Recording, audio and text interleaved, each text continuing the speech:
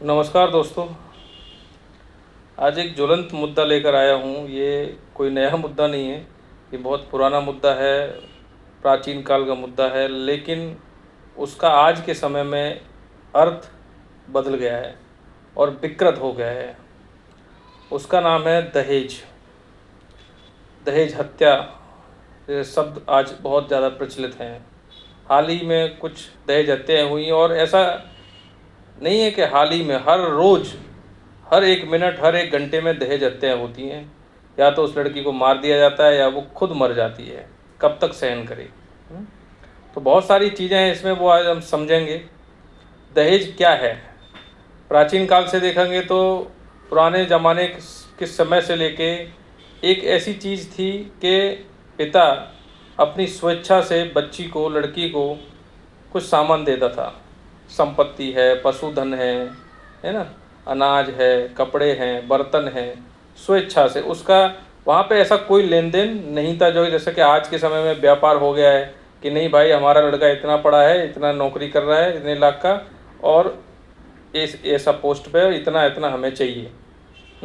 दहेज का सबसे ज़्यादा असर उत्तर प्रदेश, बिहार, उत्तराखंड, एमपी, इन राज्यों में ज़बरदस्त बोलबाला है। दिल्ली, यहाँ पे इतना दहेज लिया जाता है जिसका कोई शुमार नहीं है। यहाँ पे अगर 4th क्लास का भी चपरासी है तो समझ लीजिए उसकी शादी 15-20 लाख से कम नहीं होने वाली है।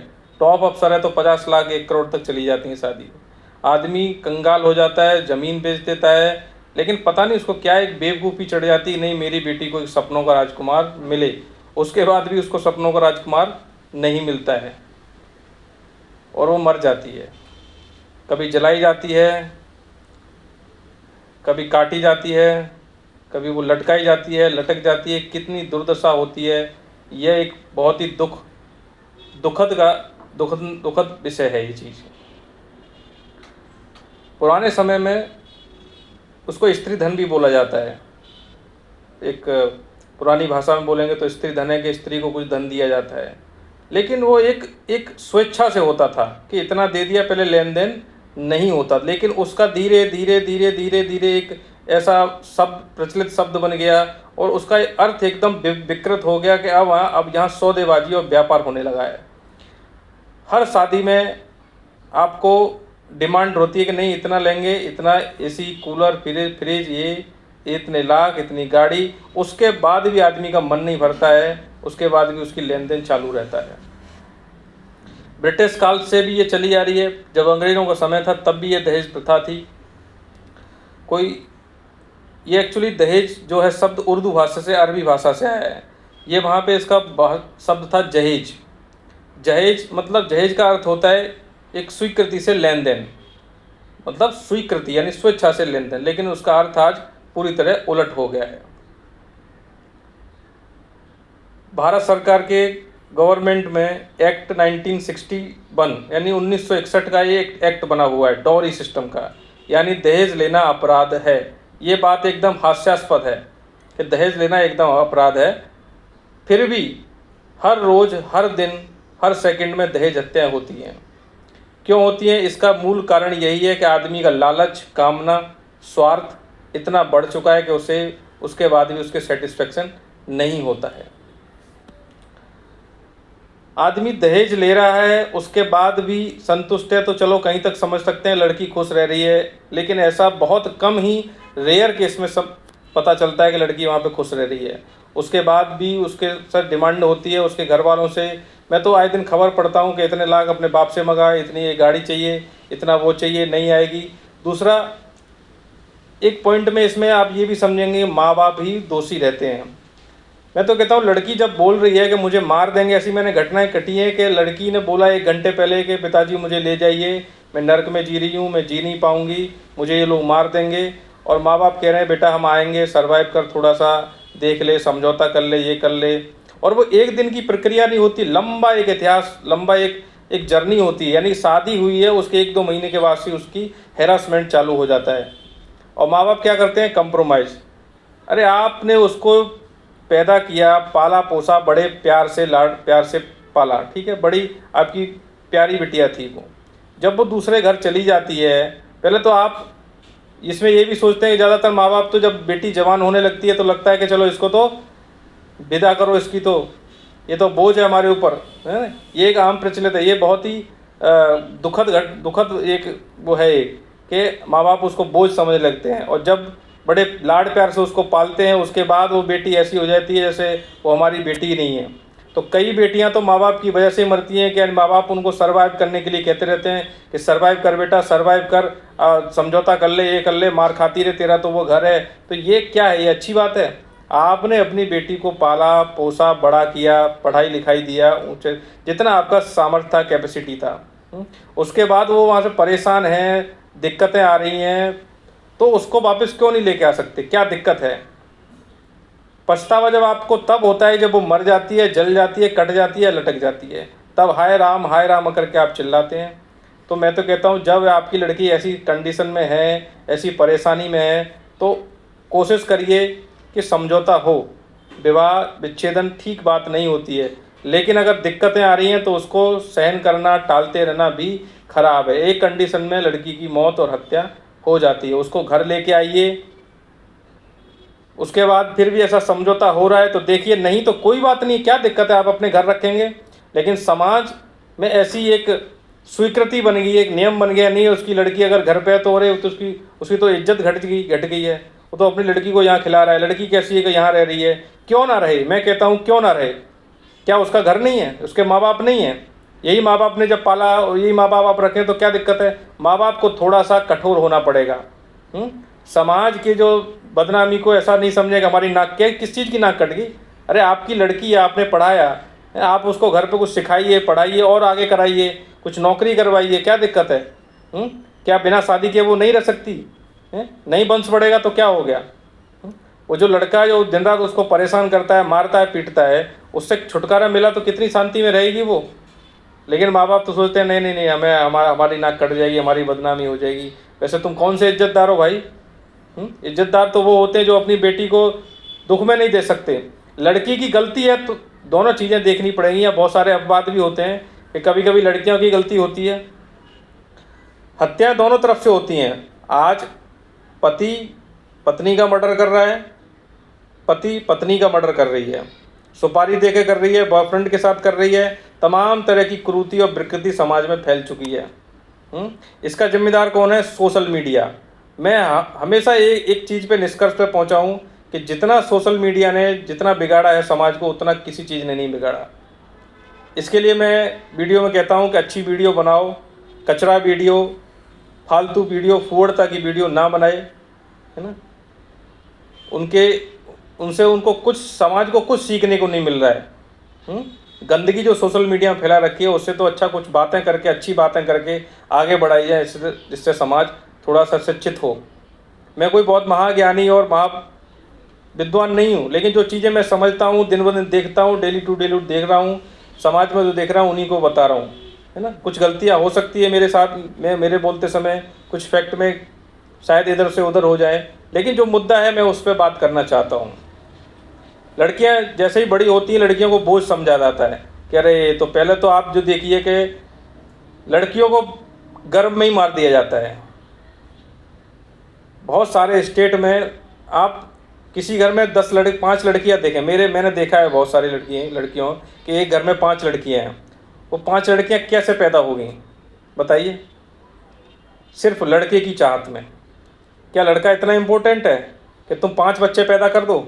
क्यों बच्चे इतने पैदा कर रहे हो? लाइन पे लाइन लगा देते हैं। औरत को मशीन समझ के रखा है कि नहीं, वो तो बच्चा पैदा करने की मशीन है। उसका स्वास्थ्य खराब हो रहा है, उसकी चेतना खराब हो रही है, उसकी ज़िंदगी खराब कर दी जाती है। और इसमें हाथ होता है सबसे ज़्यादा एक बूढ़ी औरत का। वो बूढ़ी औरत को आप समझ गए होंगे कौन है, और उसके पति को भी दबाव में रख दिया जाता है कि नहीं, जब तक लड़का नहीं होगा लड़कियां तब तक हम बंद नहीं करेंगे। अब बताइए, किसी के 5 लड़की 6 लड़की हैं, उसके बाद भी लड़का नहीं हो रहा है, उस औरत को कितना हैरासमेंट झेलना पड़ता है उस घर में, है ना। कितनी त्रासना झेलनी पड़ती है। अब उसमें औरत का क्या कसूर है? ऐसा कहीं पे विज्ञान ने बताया है कि भाई अपनी मर्जी से हम लड़का लड़की पैदा कर सकते हैं? नहीं कर सकते। इन्हीं चक्करों में तंत्र मंत्रों को जाकर लड़कियां औरतें जाती हैं तो उनका बलात्कार और हो जाता है। जो गुंडा किस्म के लोग तांत्रिक मांत्रिक हैं उनका फ़ायदा उठा के बलात्कार कर देते हैं उल्टा सीधा, कि लाओ हम बच्चा पैदा कर देंगे, या हम बेटा पैदा कर देंगे, ये दवाई खा लो, ये दवाई खा लो। तो इस मूर्खता में और औरतों का जीवन कष्टदायी हो जाता है। भाई आप पहला बच्चा पैदा करो, लड़की हो या लड़का जो है, दूसरा कर लो, 2 से ज़्यादा करने की ज़रूरत नहीं है। क्योंकि आज के समय में आप देखिए, आप एक बच्चे को अच्छे से पढ़ा लिखा नहीं सकते हैं, 2 बच्चे को कहाँ से पढ़ा लिखाई करेंगे हैं? उनको बेहतर बनाना है, उनको अच्छे से, खुद तो हम बेहतर बन नहीं पाए हैं ज़्यादातर माँ बाप, हम उनको बेहतर बनाना चाहते हैं, तो क्यों लाइन लगा रहे हैं हम लोग। दूसरा समुदाय है भारत में, वो लाइन लगाता है, लगा के चल रहा है कि नहीं उसकी देन है, अल्लाह की देन है। अल्लाह क्या है? अल्लाह ने दे रखा है हमको। लेकिन मूर्ख, अब उनसे ज़्यादा बोलेंगे तो वहीं पे लड़ाई झगड़े दंगे फसाद होते हैं। लेकिन ये मूर्खता की बात है कि नहीं, एक अल्लाह की देन है, भगवान की देन है। भाई तुम्हारी देन है, बायोलॉजिकल प्रक्रिया से ही बच्चा पैदा होता है, किसी की देन में नहीं है। लेकिन हम मूर्ख इतने हो गए हैं कि बस ऊपर वाले की देन है। लड़कियां गर्म में मार दी जाती हैं, सफाई कर दी जाती हैं, ये फैक्ट है। आप मेडिकल साइंस के आंकड़े पढ़ के देख लीजिए, हर साल कितनी गर्भावस्था में भ्रूण हत्या होती हैं। उसके बाद हम लड़कियां पैदा हो जाएंगी, उनको अच्छे से पढ़ाएंगे लिखाएंगे नहीं। लड़कों को हम अच्छे स्कूल में पढ़ाएंगे, लेकिन लड़कियों को अच्छे स्कूल में नहीं पढ़ाते हैं कि नहीं ये तो पढ़ाई कर जाएगी, हम क्यों पढ़ाएं। लेकिन थोड़ा थोड़ा समाज अभी डेवलप हुआ है, लड़कियां आगे पढ़ने लगी हैं, माँ बाप उनको पढ़ा रहे हैं, है ना। तो पढ़ाना बहुत ज़रूरी है, शिक्षित करना बहुत ज़रूरी है, उन्हें खेलों की तरफ अग्रसर करना चाहिए। लड़कियों को थोड़ा, आप लड़कियाँ कोई आज़ादी मांगती है तो आप माँ बाप समझते हैं अगर ये तो फालतू होगी, तो आज़ाद होगी, आवारा होगी। नहीं, आज़ादी का मतलब हमने वो समझ रखा है जो गलत तरीके से पेश किया था समाज में। आज़ादी का बहुत ऊंचा अर्थ है, आज़ादी बहुत अच्छी चीज़ है। बिना आज़ादी के आदमी गुलाम है। आज़ादी मतलब वो होश में जी रहा है, अगर आदमी बुद्धि से जी रहा है, विवेक से जी रहा है, चेतना से जी रहा है और आज़ाद जी रहा है, वो सही आज़ादी है। आज़ादी का ये मतलब नहीं है कि 4 दोस्तों के पास आप जाके गांजा फूंक रहे हैं, है ना, अश्लील वीडियो देख रहे हैं, है ना, लड़कीबाजी कर रहे हैं, या नई गर्लफ्रेंड पटा रहे हैं, या नया बॉयफ्रेंड बना रहे हैं, या कहीं वैसी पार्टी कर रहे हैं। ये जो आज़ादी होती है ये सब विकृत है, इसमें तो आप बदनाम होंगे, बेकार होंगे और आपकी ज़िंदगी खराब हो जाएगी। ये आज़ादी का गलत ही मतलब है। इसलिए माँ बाप टोकते हैं कि भाई ये तो आवारा हो गई, है ना। तो आज़ादी का मैंने क्या मतलब बताया, कि जो आदमी होश में है, विवेक में है, जो काम कर रहा है, वही आज़ादी है सबसे अच्छी।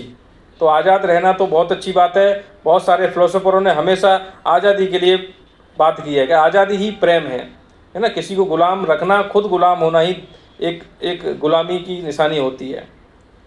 तो लड़कियों को पढ़ाएं लिखाएं, उन्हें शिक्षित बनाएं। शादी का ख्याल हम शुरू से ही बचपन से अपने दिमाग में पाल लेते हैं, जो कि बहुत ही गलत है। ये शादी करेंगे, अभी लड़की बड़ी हो रही है, ये चीज़ से करते करते लड़की को और कुंठित बना देते हैं।